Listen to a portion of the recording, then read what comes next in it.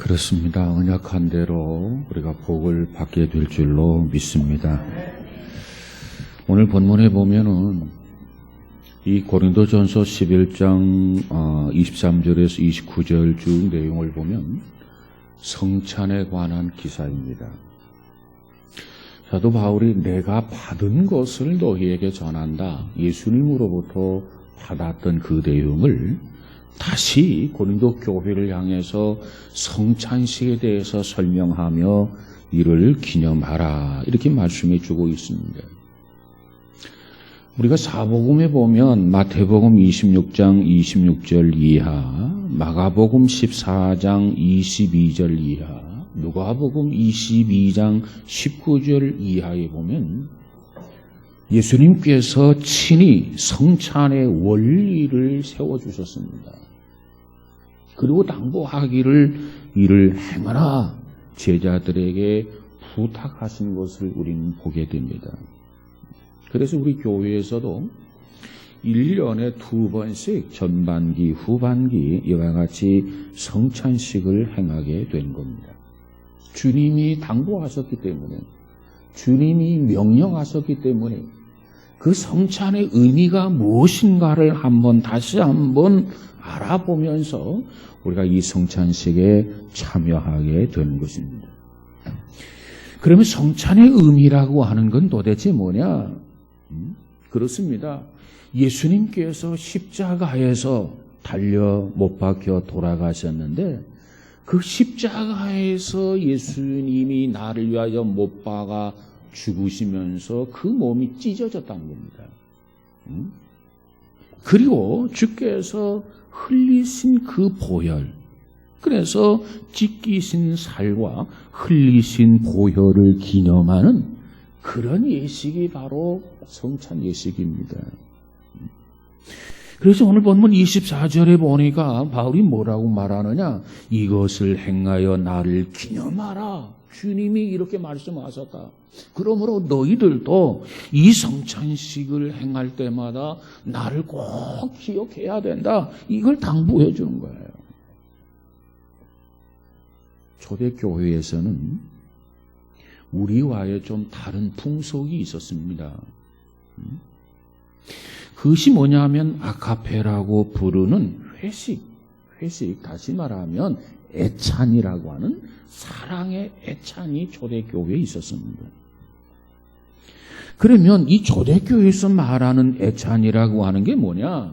성찬식을 하기 전에 성도들이 미리 한 자리에 모여가지고 음식을 나누면서 기쁘게 교제를 하는 그런 목적으로 애찬식을 했었습니다. 초대교회에서는. 그리고 나서 성찬식을 했단 말이에요. 그런데 시간이 지나면서 그 애찬식이 장점보다는 단점이 자꾸 드러나기 때문에 이제는 애찬식과 성찬식을 이렇게 분리해서 행하게 됩니다. 그러다가 애찬식은 점점점 사라지게 되었고 성찬식은 오늘까지 성례식을 통해서 성찬식을 행하게 되는 겁니다. 그러면 성찬식이라고 하는 게 도대체 뭐냐? 세례받은 사람들. 어떤 사람이 세례를 받느냐? 예수님께서 십자가에 나를 위해서 달려 죽으셨다. 그 몸이 십자가에 못이 박혀졌었고, 그리고 그 못 박힌 자리와 옆구리의 장자국에서 주께서 보혈을 아낌없이 쏟아주셨다. 그것을 생각하고 그것을 기념하면서 주님의 고난을 기념하는 것이 바로 성찬식입니다.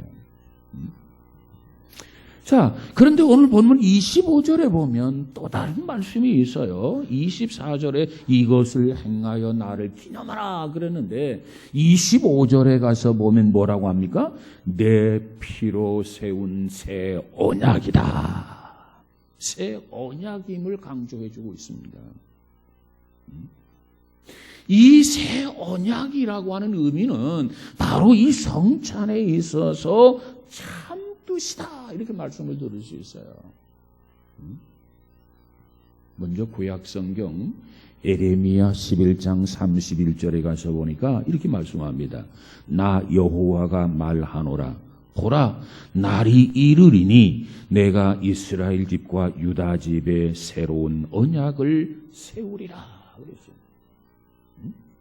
저들이 지금 구약의 레위기를 통해서 그 언약들을 가지고 지금까지 살아왔는데 에레미야 선지자를 통해서 말하기를 내가 이스라엘 집과 유다 집에 새로운 언약을 세우리라 이렇게 예언해 주고 있단 말이에요.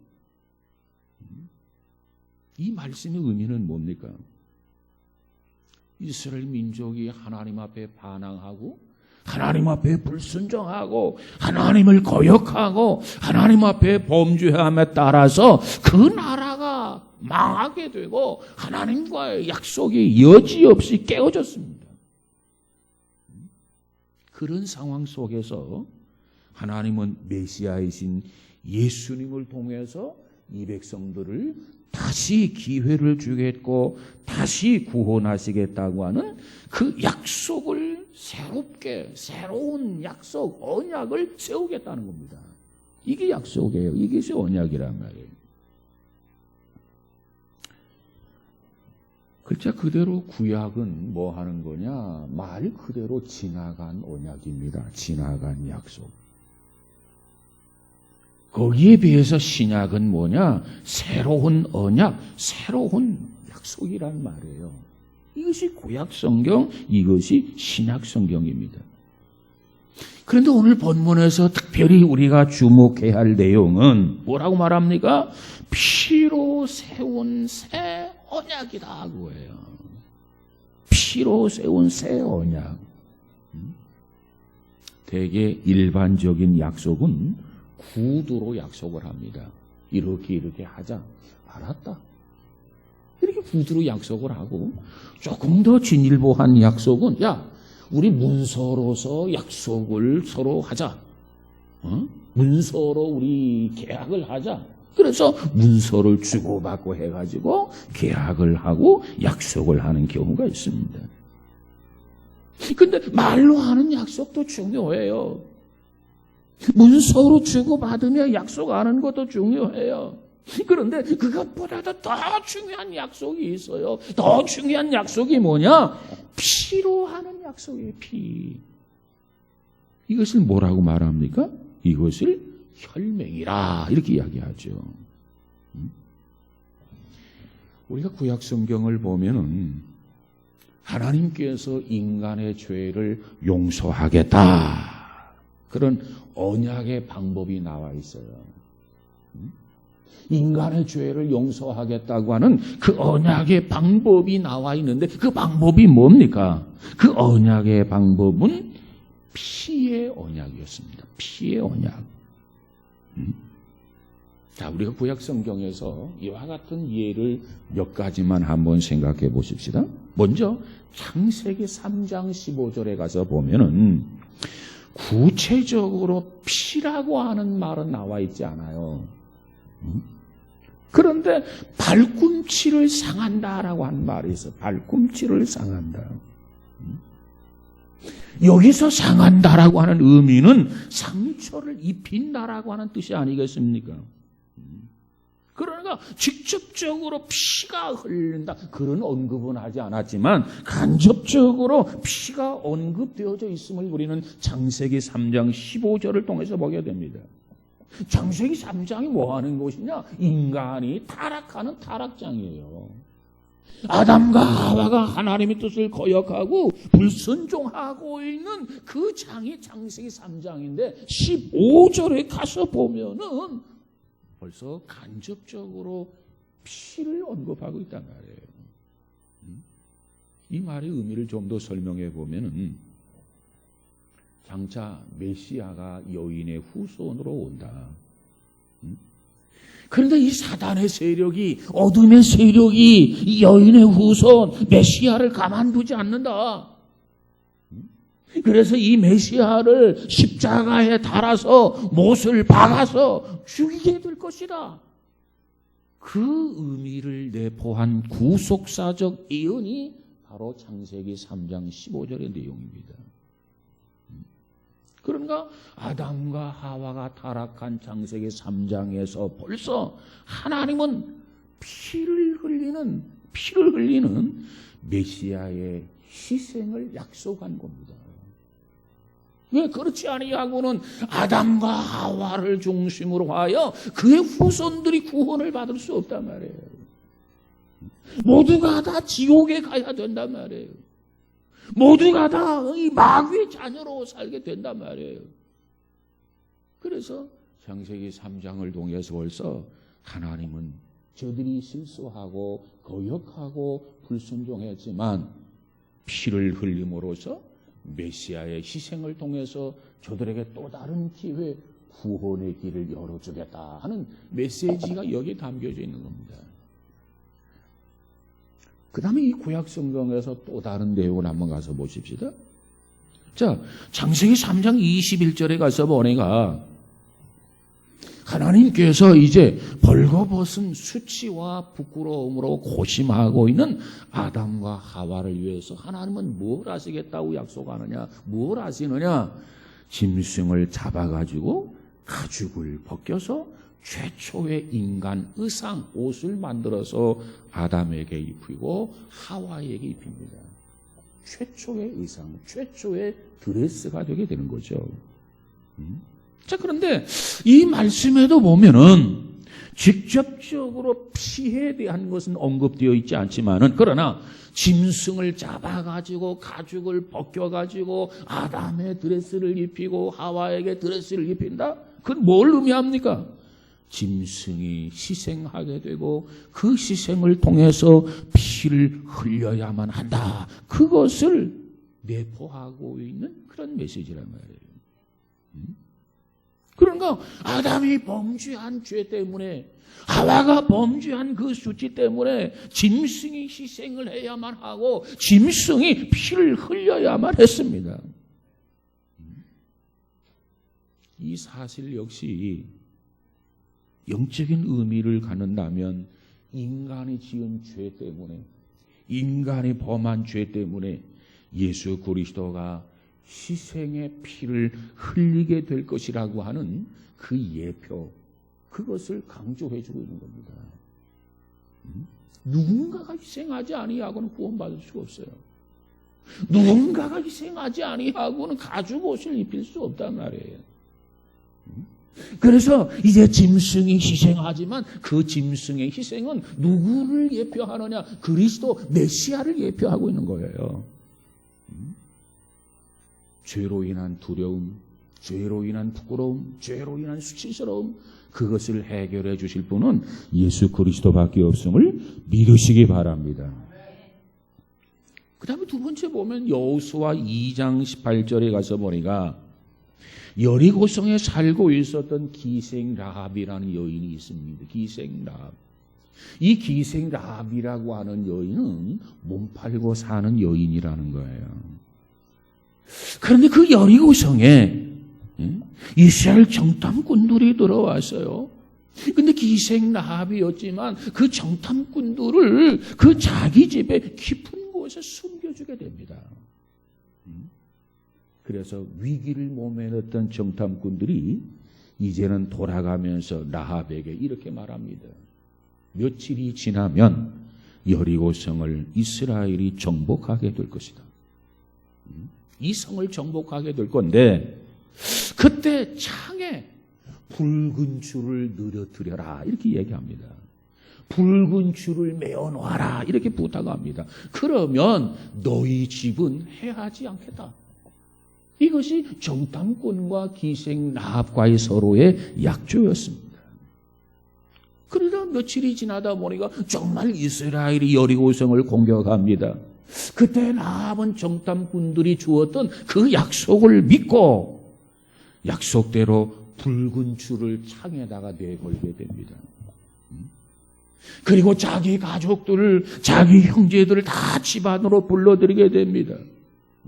붉은 줄을 내걸었던 라합의 집에 은신하게 됩니다. 그런데 다른 사람들은 다 죽임을 당했지만은 이 라합의 가족, 라합의 형제들, 라합의 집에 은신하고 있었던 사람들은 한 사람도 멸하지 아니하고 모두가 다 구원을 받았다는 거예요. 그러면 여기서 라합이 내걸었던 붉은 줄이라고 하는 건 도대체 뭐냐? 무슨 의미가 있느냐? 예수 그리스도의 피 흘림의 의미가 있습니다. 예수님께서 우리를 위해서 죽으셨다라고 하는 그 의미가 있습니다. 그것을 믿고 내걸면 그 믿음을 통해서 그 행위를 통해서 너희들은 멸하지 아니하고 구원하겠다. 구원의 조건이었단 말이에요. 그걸 그대로 믿었어요. 그대로 행했어요. 모두가 다 구원받은 것을 믿으시기 바랍니다. 여기에다가 우리가 좀 더 영적인 해석을 가한다고 한다면은 피로 얼룩져 있는 예수 그리스도의 십자가 말고는 그 어떤 것으로도 구원받을 수가 없다. 구원의 길은 다른 길이 없다. 오직 예수 그리스도. 나는 길이요, 나는 진리요, 나는 생명이다. 이것을 가르쳐주고 있는 내용입니다. 그 외에도 보면 우리가 출애굽기서나 또 레위기서에 보면 또 다른 구체적인 언급이 되어 있는 내용들이 있어요. 일반 백성들이 죄를 범하면 어떻게 합니까?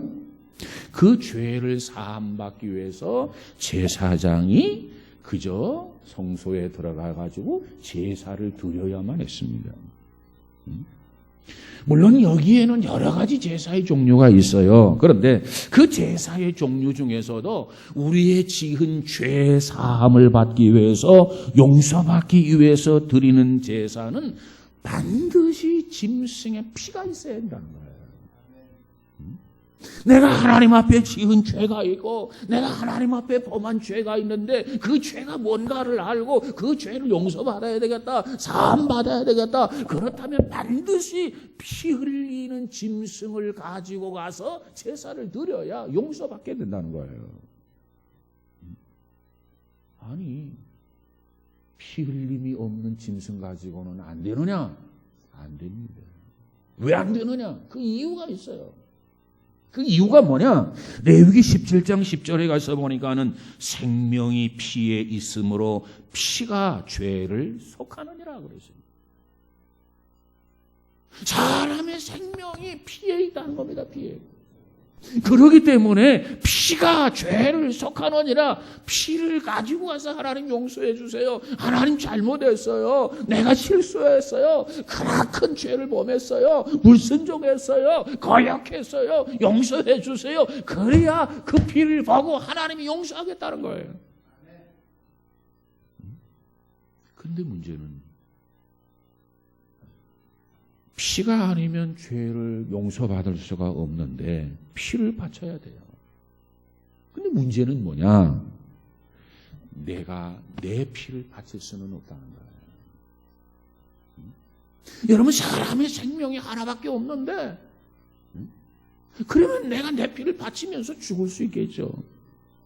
죽기 위해서 제사 드리는 게 아니라 죽어야 할 죄인을, 죽어야 할 사람이 의인으로 살기 위해서 제사를 드리는 거예요. 그런데 내 생명이 두 개가 있다고 한다면 하나를 뚝 잘라가지고 피 흘리면서 하나님 용서해 주세요, 하나님 죄 사함 주세요, 그리고 남은 한 생명 가지고 살 수 있지만 우리 생명은 하나밖에 없단 말이에요. 하나밖에 없어.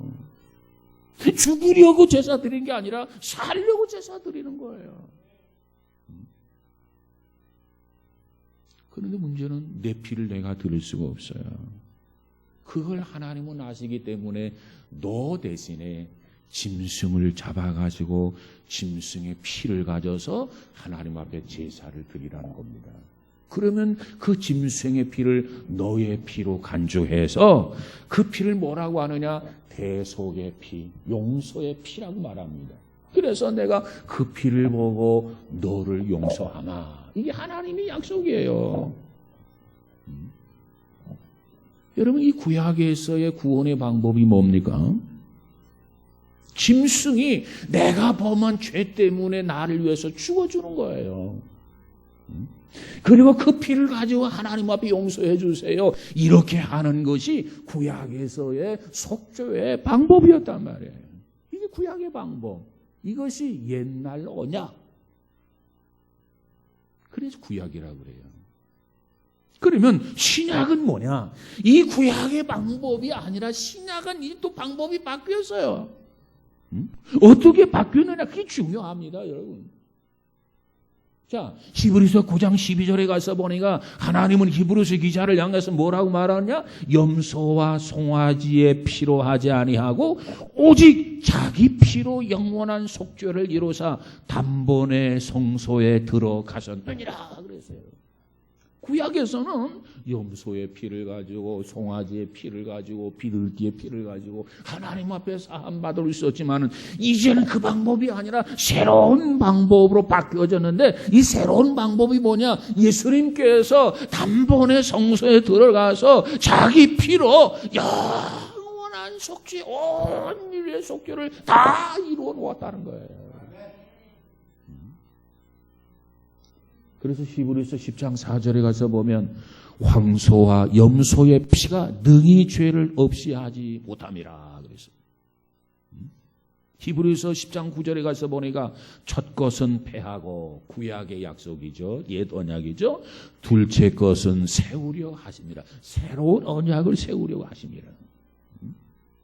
왜 우리가 구약의 속죄의 방법이 아니라 신약의 속죄의 방법으로 새 언약으로 살아가야 하는가? 그 이유는 히브리서 이 세 구절만 가지고도 충분히 설명이 가능해요.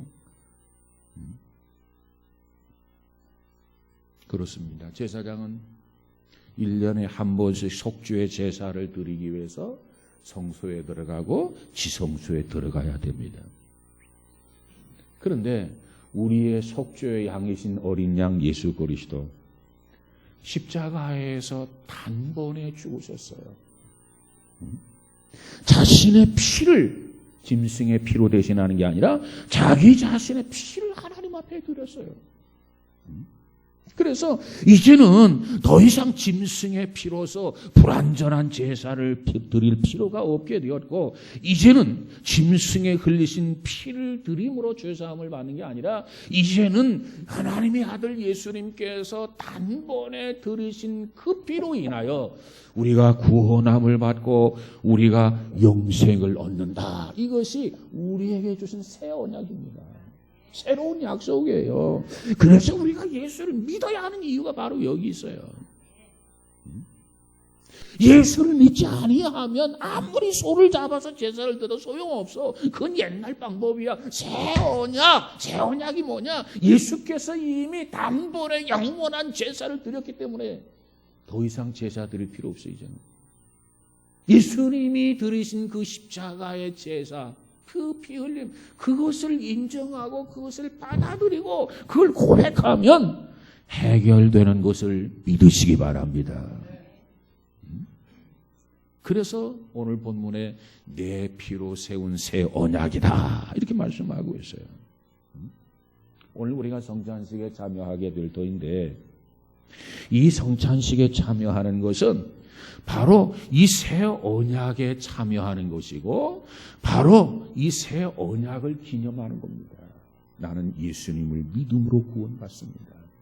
이 언약에 참여하는 거예요. 이 언약을 확실히 붙잡는 거예요. 그 행위가 뭐냐? 성찬식이란 말이에요. 자, 그러면 우리는 피로 세운 새 언약에 대해서 어떤 자세로 성찬식에 참여해야 할까? 세 가지만 생각해 보려고 합니다. 첫째로 언약에 대한 믿음을 가지고 참여해야 돼요. 믿음. 자, 구약 시대에는 짐승의 피로서 죄 사함이 가능했어요. 속죄가 가능했어요. 그러나 지금은 그 어떤 짐승이 아니라 예수님께서 피로 세운 새 언약, 예수님께서 피로 세운 새 언약을 믿어야만이 구원받는다는 겁니다. 그래서 믿으면 하겠네, 살겠네. 믿으면 천국 가겠네. 우리가 그와 같이 찬양하는 이유가 바로 거기 있어요. 여러분, 예수님이 나 때문에 직접 피 흘려서 하나님 앞에 속죄의 제물이 되셨다. 나는 그 사실을 내가 믿는다. 그 믿음 안에 내가 구원을 받는다. 이것을 우리가 확신을 가지면서 참여해야 이 성찬에 의미가 있는 거예요. 그래서 여러분, 이번 성찬에 우리가 참여할 때 떡을 뗄 때도 주님, 나를 위해서 그 몸이 찢기셔서 하나님 앞에 제물 되심을 감사합니다. 제물 되시지 않았더라면 내가 어떻게 구원받을 수 있었겠습니까? 내가 어떻게 죄사함 받을 수 있었겠습니까? 감사합니다. 그리고 받아먹고 또 우리가 잔을 마실 때 주께서 나를 위해서 아낌없이 피 한 방울 남기지 아니하고 다 쏟아주셔서 보혈로 말미암아 깨끗하고 정결함을 얻게 하신 것 참으로 감사합니다. 이런 믿음을 가지고 떡을 떼고 잔을 마실 수 있기를 주님의 이름으로 축복합니다. 우리는 교회를 그냥 다니는 사람이 되어서는 안 돼요. 교회를 다니는 거 아무런 의미가 없어요. 교회에 다닌다는 그 전제가 나는 하나님을 믿고 예수님을 믿는다. 그런 믿음이 전제되어져야 하나님의 자녀가 되고 구원받게 되는 것을 믿으시기 바랍니다. 나는 하나님을 믿습니다. 그분이 보내신 독생자를 믿습니다. 예수님이 날 위해 십자가 달리셔 죽으신 걸 나는 믿습니다. 이와 같은 고백이 우리 모두에게 있어지기를 주님의 이름으로 축복합니다. 그 다음에 두 번째로는 감사하면서 참여해야 돼요. 감사하면서. 아브라함의 메스로우라고 하는 사학자가 있어요. 아브라함의 메스로우. 그가 이런 얘기했어요. 뭐라고 했냐면 자아를 정립한 사람의 특징은 계속적으로 감사할 수 있는 현실을 소유한 사람이다. 발이 좀 어려 보이는지 모르겠는데 자아를 정립한 사람의 특징, 자아를 올바르게 알고 정립하고 확신을 가지고 있는 사람의 특징은 뭐냐면 계속적으로 감사할 수 있는 현실을 소유한 사람이다. 자, 그런데 다시 말하면 되담한 사람, 조금 모자라는 사람, 조금 덜 된 사람, 그런 사람은 감사할 수 없고 계속 불평, 계속 원망, 계속 짜증을 내고 산다는 거예요. 덜 돼가지고 그렇다는 거예요. 자아를 완전히 정립한 사람은 결코 그럴 수 없다는 거예요. 하루하루 살아가면서 감사하지 않을 수 없다는 거예요. 근데 왜 불평하고 왜 원망하고 왜 짜증을 부리냐? 덜 돼가지고 좀 모자라가지고 뭔가 부족해가지고 좀 못나서 그렇다는 거야. 못나서. 여러분, 피로 세운 새 언약을 주신 하나님 앞에, 주님 앞에 다시 한번 이 성찬식에 참여하면서 감사할 수 있기를 주의 이름으로 축복합니다. 떠면서 하나님 감사합니다. 감사가 필요해요. 입으로 글씨를 쓰고 그림을 그리고 있는 김준호 씨라는 분이 계세요. 입으로 글씨를 쓰고 그림을 그리는 사람. 참 그 이야기를 들어보니까 참으로 감동적이에요. 이 김준호 씨는 숙문고등학교를 졸업을 하고 인하대학 건축과에 진학을 해서 공부하던 중에 2학년을 마치고 기술병으로 군에 입대를 하게 됩니다. 군복무 19개월 되던 10월 어느 날 부대 안에서 관물대 위에 올라가 가지고 물건을 이렇게 정리하다가 그만 실수로 땅바닥으로 굴러 떨어졌어요. 근데 굴러 떨어졌는데 척추 중에서도 제일 중요한 경추라고 하는 곳을 다쳤어요. 경추. 그래서 전신마비가 되었어요. 어느 정도 전신마비가 되느냐, 그 글에 보면은 목 이하로는 움직일 수가 없다는 거예요. 살아있는 건 눈망울, 이 목 위에만 좀 움직이지, 목 이하는 움직일 수가 없다는 거예요. 참 안 됐다. 참 불쌍하다. 이런 생각이 들죠? 근데 그가 이런 간증을 하게 됩니다. 그 간증이 보니까 4가지를 하나님 앞에 그 지경, 그 상황에서도 하나님 앞에 감사하는 거예요. 첫 번째로, 자, 눈만 멀뚱 뜨고 있고 목이야 전신마비가 되는데 어느 날 휠체어를 타고 와서 누가 전도를 합니다. 예수 믿으세요. 하늘의 소망을 가지세요. 계속 가서 예수 믿으라고. 움직이지도 못하고 있는데. 그래서 그가 예수를 영접하게 됩니다. 간증하는 거예요. 내가 이 모양인데 내가 하나님 앞에 네 가지 감사하는데 예수님을 영접하게 된 것을 감사한다. 예수님마저 영접하지 않았다라면 나는 얼마나 불쌍하고 얼마나 참 안 됐으나 처참했을 것이다. 절망진 그런 장애인이요 병신이 됐을 거다 하는 게 그게 고백이에요. 그 다음 두 번째로 내가 이렇게 다치는데 군대에서 다쳤다는 거예요. 그걸 감사한다는 거예요. 왜? 내가 사회에서 다쳤으면 이 치료비를 전부 다 내가 부담해야 될 텐데 군대에서 다쳐가지고 원호병원에 가 입원을 했어요. 그래서 원호병원에서 치료를 받았기 때문에 치료비가 들지 않았다는 거. 그거 감사한다는 거예요. 그 다음 세 번째가 뭐냐면 원호병원에 가 입원을 하고 있는데 원호병원에 간호원 실습생으로 나와 있는 간호원이 있었어요.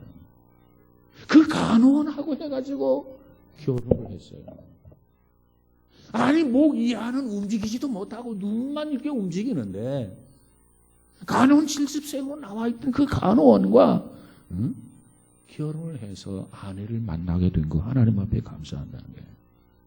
그리고 네 번째 감사가 뭐냐면 남들이 하지 못하는 구필 화가 입으로 펜을 물고 입으로 글을 쓰는 거예요. 입으로 그림을 그리는 거예요. 남들이 하지 못하는 구필 화가가 된 것을 하나님 앞에 감사합니다. 그는 지금 인당이라고 하는 화명으로 지금 글씨를 쓰고 그림을 그리고 있습니다. 세종문화회관 전시실에도 전시했고 뿐만 아니라 백상기념관의 전시도 열었던 그런 구필 화가 김준호 씨. 여러분 인터넷 한번 찾아보세요.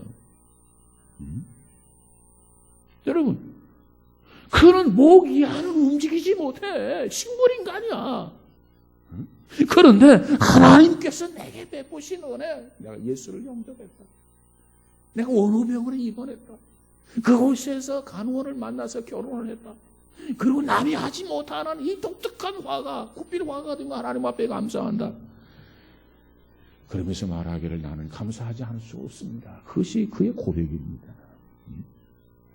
몸이 전신마비가 되기 때문에 자살을 해도 수십 번, 수백 번 자기는 했어야 오를 거라는 거예요. 그런데 하나님이 내게 은혜를 주셔서 하나님이 내게 축복을 주셔서 나는 하나님 앞에 감사합니다. 참으로 감사가 넘치는 사람이에요. 감사가 넘치는 사람. 보세요. 오늘 이와 같은 김준호 씨에 비해서 오늘 우리는 무엇이 부족합니까? 오늘 이 김준호 씨에 비해서 우리는 무엇이 불안합니까? 이 김준호 씨에 비해서 우리는 뭐가 모자라느냐 말이에요. 그는 그 상황, 그 요지경 속에서도 그 상태에서도 하나님 앞에 네 가지를 골라서 하나님 앞에 감사하는데 우리는 왜 감사가 없느냐 말이에요. 예수님이 내 대신 십자가에 짊어지고 죽으셨는데 그로 인해서 내가 살게 되고 영생을 얻게 되었는데 어떻게 나를 위해서 죽으신 예수님에 대해서 감사가 메마르고 인색하느냐 그 말이에요. 그래서 성경은 말하기를 범사에 감사하라. 감사가 풍성하게 하라는 거예요. 매사에 감사하라는 거예요. 우리는 또 다음 주 추수감사절로 지킵니다. 여러분 김준호 씨에 비해서 내가 하나님 앞에 감사할 이유 몇 가지가 한번 세어보세요. 김준호 씨라고 하는 사람이 어떤 사람인가 인터넷 이런 스마트폰 한번 쳐보세요. 어떤 사람인가 그대로 나와 있어요. 그도 감사하는데 왜 우리는 감사하지 못하냐 말이에요. 선창시를 자명하면서 나 때문에 죽어주신 예수님, 이 그분의 은혜가 있고 그분의 축복이 있었기 때문에 내가 하나님의 자녀가 되고 하늘의 소망을 가지고 영생복을 얻을 수 있는 이 엄청난 은혜 축복을 받았는데 어떻게 그분에게 감사하지 않을 수 있느냐 말이에요. 세 번째로 우리는 헌신해야 됩니다. 고린도전서 6장 20절에 보니까 바울은 값으로 산 것이 되었으니 그런즉 너희 몸으로 하나님께 영광을 돌려라 그랬어요. 너희는 값으로 산 것이 되었다. 사람의 종이 되지 말아라. 고린도전서 7장 23절. 주님께서 우리를 값으로 주었는데 하나님의 종이 되고 하나님 앞에 헌신해야 되는데 사람의 종이 되는 경우가 많아요. 어린 양 예수님께서 그 핏값을 대신 지불한 것을 믿으시기 바랍니다. 그 어린 양 예수가 누구예요? 하나님이 하나님. 어느 가정의 귀공자가 대신 죽어준 것도 소중하겠지만 이분은 하나님이 하나님, 하나님이 우리를 대신해서 죽어줬어요. 그러므로 이제부터 나는 내 것이 아닙니다. 내 대신 값을 지불하신 주님의 것이에요. 그래서 바울이 말끝마다 나의 놔둔 것은 하나님의 은혜라. 그래서 우리는 내 마음대로 하면 안 돼. 우리는 내 기분대로 하면 안 돼. 우리는 내 감정대로 하면 안 돼. 우리는 내 뜻대로 하면 안 돼. 우리는 내 마음대로 하면 안 돼. 우리는 내 마음대로 살아도 안 돼요. 주님의 뜻대로 살아야 돼. 주님을 기쁘게 해드려야 돼. 주님을 영화롭게 해드려야 돼. 왜? 주님의 것이니까. 주님의 것이니까. 우리가 주여 하는데 그 주여라고 하는 용어의 의미가 뭡니까? 나는 주님의 것입니다. 그 소리 아닙니까? 근데 말끝마다 주여 해놓고는 주님을 위해서가 아니라 자신을 위해서 산다면 이 오해가 있는 거죠. 사랑하는 여러분, 오늘 우리는 주께서 흘리신 이 성찬을 통해서 지키신 이 살을 통해서 다시 한번 주님이 나를 위해서 죽으신 것처럼 나도 주님을 위해서 죽겠노라. 나도 주님을 위해서 헌신하겠노라. 나도 주님을 위해서 충성하겠노라.